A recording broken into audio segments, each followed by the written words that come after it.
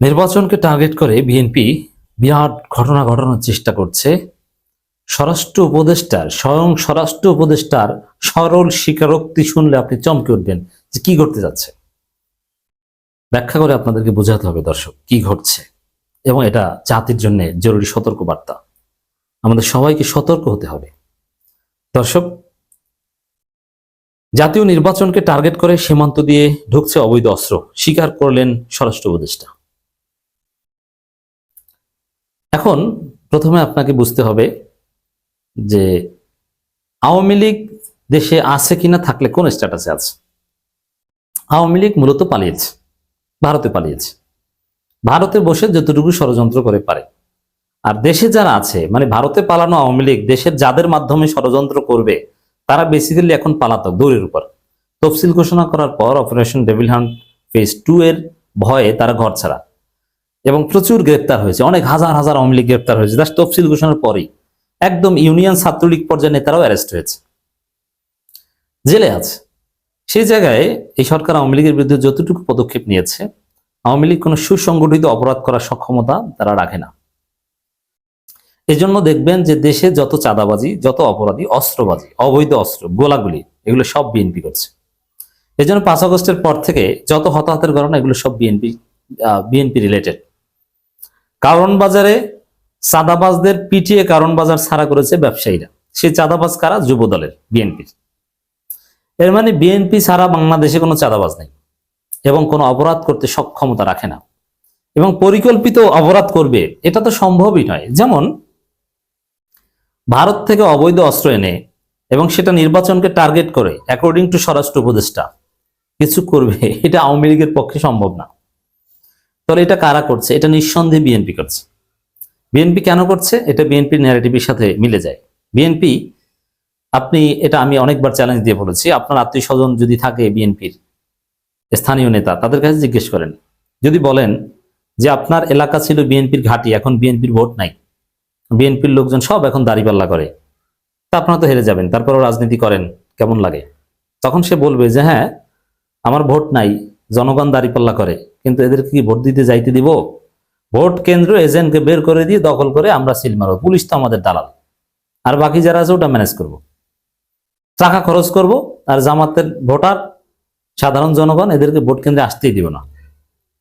এখন ভোট কেন্দ্রে আসতে দিবে না বিএনপির লোকজন, এদেরকে তো মানুষ আবার মনে করে স্যাসরা সাপরি, এরা কি বললেই হবে?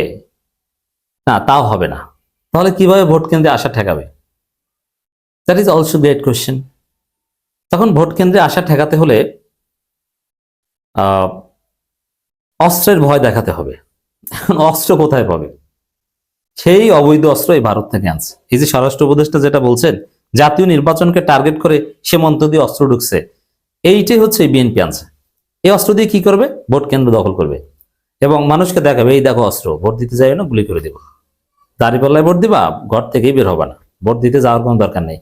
এবং আরো দলিল আছে, বিএনপির লোকজন অনেকে দেখেন না যে একদম ঘোষণা দেয়, স্পষ্ট করে সরাসরি ঘোষণা দেয়, ঘোষণা দিয়ে বলে ক্লিয়ারলি যে দানের শেষে ভোট না দিলে পিঠের চামড়া থাকবে না, দাঁড়িপাল্লায় ভোট দিয়ে যেন কেউ ঠিক মতো বাড়ি ফিরে যেতে না পারে। ওই সন্ত্রাসীদের এই প্ল্যান বাস্তবায়নের অংশ হিসেবে ভারত থেকে অবৈধ অস্ত্র আনছে। আর অলরেডি আপনারা দেখেছেন, আরো মিলে যাচ্ছে। সার্কামস্টেন্সিয়াল এভিডেন্স নেন, আনন্দবাজারের রিপোর্ট, দিল্লির বন্ধুত্বের ভরসায় দেশে ফিরেছেন তারেক রহমান, খালেদা পুত্র। দিল্লির বন্ধুত্ব কি? দিল্লি তো পালিয়েছে। দিল্লি এখন ইউনূস দিল্লিকে কঠিন চাপে রাখছে, ধোলাইয়ের উপর রাখছে। বরং বাংলাদেশে সংখ্যালঘু নির্যাতন নিয়ে ভারত কথা বলবে কি? ভারতের সংখ্যালঘু নির্যাতন নিয়ে ইউনূস সরকার এখন ভারতকে চাপে রাখছে। প্রয়োজনে কূটনৈতিক সম্পর্ক থাকবে না এই কথা বলছে। এতটাই চাপে রেখেছে যে ভারত ওসমান হাদির 2 খুনিকে নাকি গ্রেপ্তার করেছে এবং তাদেরকে ফেরত দিতে রাজি হয়েছে। এটা উপদেষ্টা রেজওয়ান হাসান সরাসরি বলেছেন যে ভারতে থাকলে ফেরত দিবে, এবং একদম শুটার মাসুদকে ধরতে ভারত পুলিশ নাকি সারাশি অভিযান চালাচ্ছে। তার মানে ইউনূসের চাপে।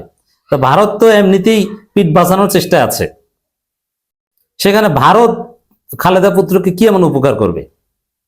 উপকার করতে পারবে এই অবৈধ অস্ত্র দিয়ে, যাতে ভোট কেন্দ্র দখল করতে পারে। এছাড়া অন্য কোনো উপকার করার জায়গা নেই।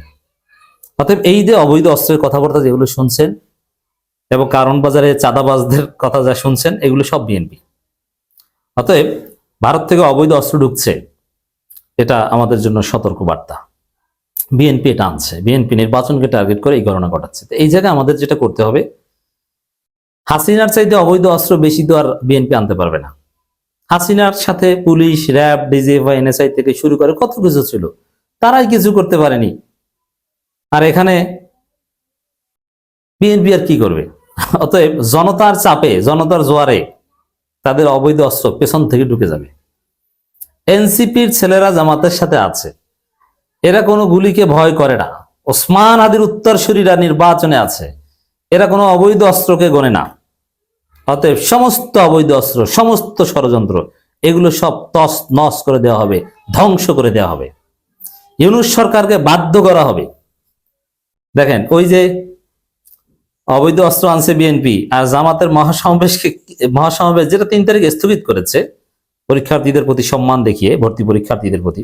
কারণ তারেক রহমান অলরেডি ঢাকায় বেরিয়ে অনেক পরীক্ষার্থীর স্বপ্ন নষ্ট করে দিয়েছেন। ওই পরীক্ষার্থীর 14 গোষ্ঠী জীবনে দানের শেষে ভোট দিবে না।